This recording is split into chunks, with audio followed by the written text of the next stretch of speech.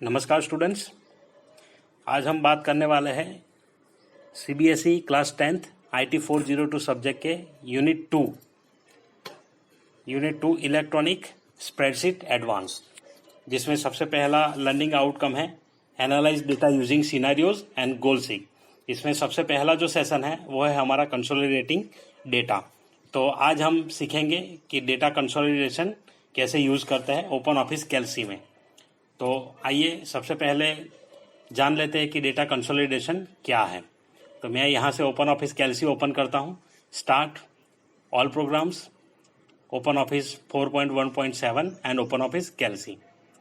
अब सबसे पहले डेटा कंसोलिडेशन में आपको थोड़ा सा रफली आइडिया दे देता हूँ कि क्या होता है।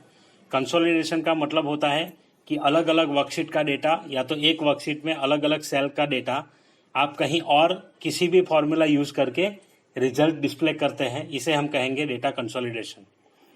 एक और एग्जांपल जैसे देता हूँ कि यहाँ पे मानो शीट 1 में आपके पास डेटा है अलग अलग महीने के सेल का, जैसे ये जनवरी का है, ये फरवरी का है, ये मार्च का है, और आप शीट 4 में उन सभी का टोटल करना चाहते हैं, टोटल सेल कितना हुआ तीनों शीट में मिला करके। तो उसी के लिए हम यूज़ करेंगे डेटा कंसोलिडेशन। तो आइए शुरू करते हैं डेटा कंसोलिडेशन हम कैसे करेंगे। तो इसके लिए आपके पास डेटा होना बहुत ही ज़रूरी है। तो मैंने ऑलरेडी एक वर्कशीट बना करके रखी है, इसे ओपन करेंगे हम।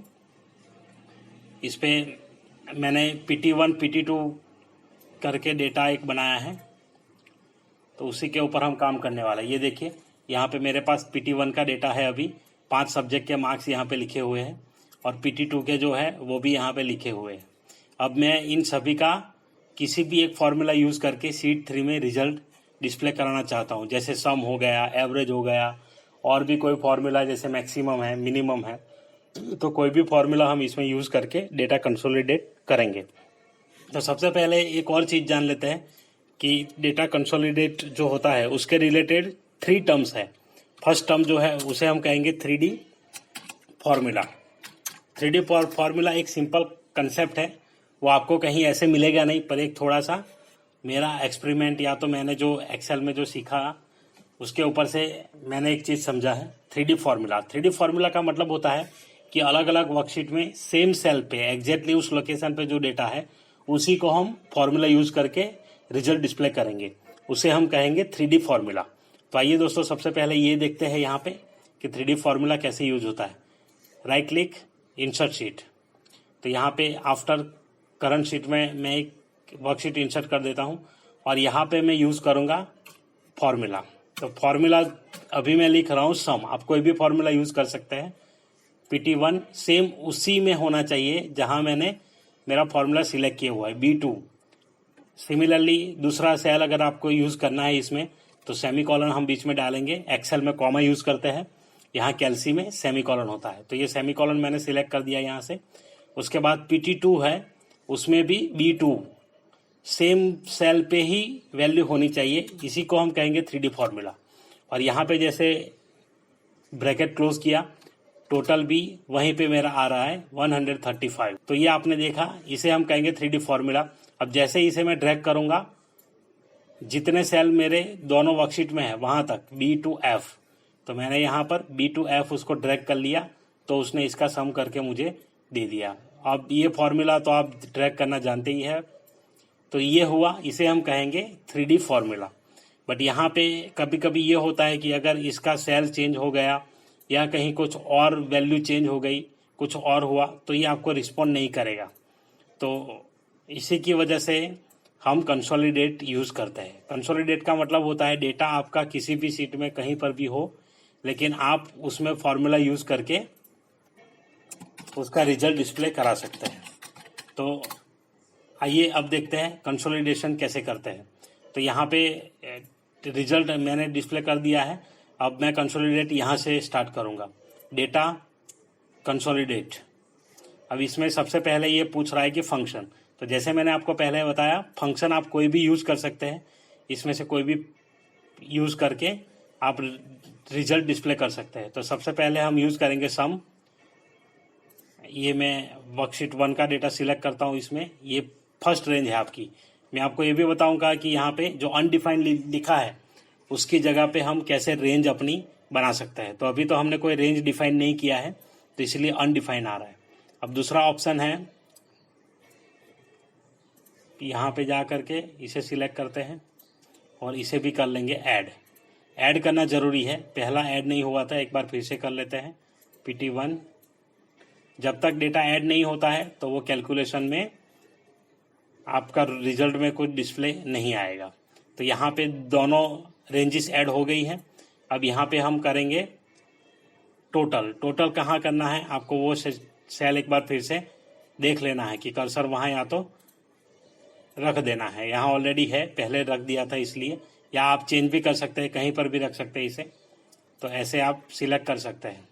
तो इसका डेटा मुझे यहाँ से चाहिए, तो ये सेल मैंने यहाँ पे सिलेक्ट कर दिया और मोर पे क्लिक करने के बाद मैं यहाँ कंसोलिडेट किसके थ्रू करना चाहता हूँ, तो रो लेबल्स, जो टॉप वाली रो लेबल्स है मेरी, ये इंग्लिश, हिंदी, नेम, मैथ्स, ये रो लेबल है। और कॉलम लेबल यहाँ पे है नाम, तो इसको मैं करना चाहता हूँ ऐसे। और लिंक टू सोर्स डेटा का मतलब मैं अभी आपको अलग शीट में समझाऊंगा। अभी यहाँ सिर्फ हम डेटा कंसोलिडेट जानते हैं।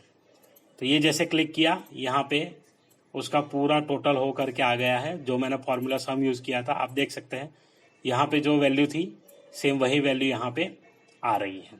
तो ऐसे आप डेटा कंसोलिडेट कर सकते हैं, किसी भी फॉर्मूला का यूज़ आप कर सकते हैं। यहाँ मैंने सम किया है। अब देखते हैं लिंक टू सोर्स डेटा क्या है। तो लिंक टू सोर्स डेटा का मतलब होता है कि जैसे यहाँ 52 है, पर किसी वजह से इसके मार्क्स और थे, जैसे 70 है, तो अभी 70 जैसे मैं यहाँ पे टाइप करूँगा, पर यहाँ पे जो उसका डेटा है वो चेंज नहीं होगा, वो 104 ही है। तो यहाँ पे एग्जैक्ट क्या आना चाहिए, ये 70 प्लस PT2 का है 52, सो 7 + 5 12, 122 होना चाहिए, जो यहाँ पे है 104। तो अगर आप डेटा चेंज कर लेते हैं डेटा कंसोलिडेट करने के बाद और फिर कुछ अपडेट हुआ, तो आपके रिजल्ट में वो यहाँ शो नहीं होता है। तो इसीलिए हम वहाँ पे सिलेक्ट करेंगे लिंक टू सोर्स डेटा। तो यहाँ इंसर्ट शीट कर लेते हैं 4th शीट में, तो आपका रिवीजन भी हो जाएगा कंसोलिडेट का और लिंक टू सोर्स डेटा भी हो जाएगा। तो आइए देखिए, यहाँ एकदम ब्लैंक शीट है, सेम वही स्टेप करेंगे, डेटा कंसोलिडेट। अगर आप कंसोलिडेट मोर देन 1 टाइम करते हैं तो यहाँ पे आपको पुराना रेंजेस जो आपने सिलेक्ट किया होगा वो आपको लिखा हुआ मिलेगा। तो इसे आपको पहले डिलीट कर देना है। और एक और चीज़ जो मैंने बताई थी कि रेंज कैसे डिफाइन करते हैं, तो आइए रेंज डिफाइन कर लेते हैं। मैं इन सभी सेल का एक रेंज यहाँ पे डिफाइन करना चाहता हूँ। तो मैंने यहाँ नाम डाल दिया R1। ये जो बॉक्स है वहाँ जाके आपको नेम बॉक्स में नाम लिख देना है R1।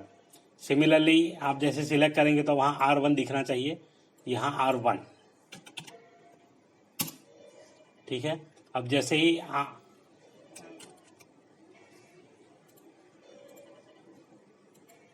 R1,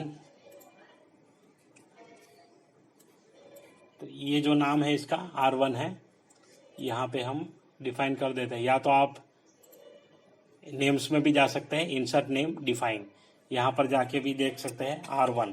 तो यहाँ से आपका एक रेंज डिफाइन हो जाएगा। ओके, यहाँ पे फिर से नाम ऑलरेडी शायद हो चुका हुआ, रेंज 1 ऐड। ओके, अब सिमिलरली दूसरे सेल में जाएंगे, यहाँ पे सिलेक्ट करेंगे और इंसर्ट नेम्स डिफाइन, रेंज 2। आप कुछ भी लिख सकते हैं, PT1 PT2 भी लिख सकते हैं नाम। इसे ऐड करेंगे और ओके कर देंगे। अब जैसे हम शीट 4 में इंसर्ट करेंगे न्यू शीट, वहाँ पे डेटा कंसोलिडेशन करेंगे। तो कर्सर यहाँ रख दिया मैंने, डेटा कंसोलिडेट। रेंज के नाम देने से आपका काम थोड़ा इजी बन जाएगा। अगर यहाँ कुछ कंसोलिडेशन रेंज में आ रहा है तो आपको पहले हटाना है, ये याद रखिएगा, अदरवाइज कुछ और डिस्प्ले होगा रिजल्ट में। अब यहाँ पे कंसोलिडेशन रेंज हमने हटा दिया, अनडिफाइन पे जाएंगे, रेंज 1, यहाँ आपको रेंज 1 दिख रहा है, ऐड करिए। दूसरा रेंज 2, अब यहाँ हम वो सीट में नहीं जाएंगे तो भी डेटा ऑटोमेटिकली ऐड हो जाएगा रेंज से। तो ऐसे रेंज डिफाइन कर देना है। मोर पे ऑलरेडी ये सिलेक्टेड है, हमें ये सिलेक्ट करना है link to source data. Okay, जैसे ही हम ओके करेंगे, यहाँ देखिए रिजल्ट कहाँ दिखने वाला है, शीट 3 में। तो ये भी आपको देखना है, अदरवाइज वो शीट 3 में फिर ओवरराइट हो जाएगा। पर हमें तो शीट 4 में चाहिए, इसलिए यहाँ क्लिक करेंगे और शीट 4 का डेटा यहाँ पे सेल पे क्लिक करके ले लेंगे। ओके, तो यहाँ पे आपको वैल्यू चेंज होके मिल गई। देखिए जैसे 122 है, ये मोनाली में जो इंग्लिश में 82 है उसका डेटा हम अभी चेंज करते हैं। ये 41 PT2, इसमें भी 41, दोनों में 41 है। यहाँ मैं कर देता हूँ 50। तो अब आप यहाँ पे देख सकते हैं कि ये 91 हो गया, हालांकि पहले वो था 82, यहाँ पे आपको दिख रहा है 82। तो ये जो है वो है लिंक टू सोर्स डेटा। तो ऐसे हम कंसोलिडेट का यूज करेंगे। और ये था आपका practical 1 using consolidating data of electronic spreadsheet. दोस्तों वीडियो आपको अच्छा लगा होगा। स्टूडेंट्स आपको भी वीडियो बहुत अच्छे लगते हैं तो आप शेयर करिए, लाइक करिए और कमेंट करना मत भूलिए। ये आपका जो सिलेबस है वो मैं पूरा कवर करूंगा इस चैनल के थ्रू। तो अगर अभी तक आपने चैनल सब्सक्राइब नहीं किया है तो सब्सक्राइब करिए, और अगर सब्सक्राइब किया है, बेल नोटिफिकेशन आइकन नहीं प्रेस किया है तो वो भी प्रेस कर लीजिए। तो मैं ऐसी कोई भी नई वीडियो बनाऊंगा तो सीधी सबसे पहले आपको मिल जाएगी। धन्यवाद।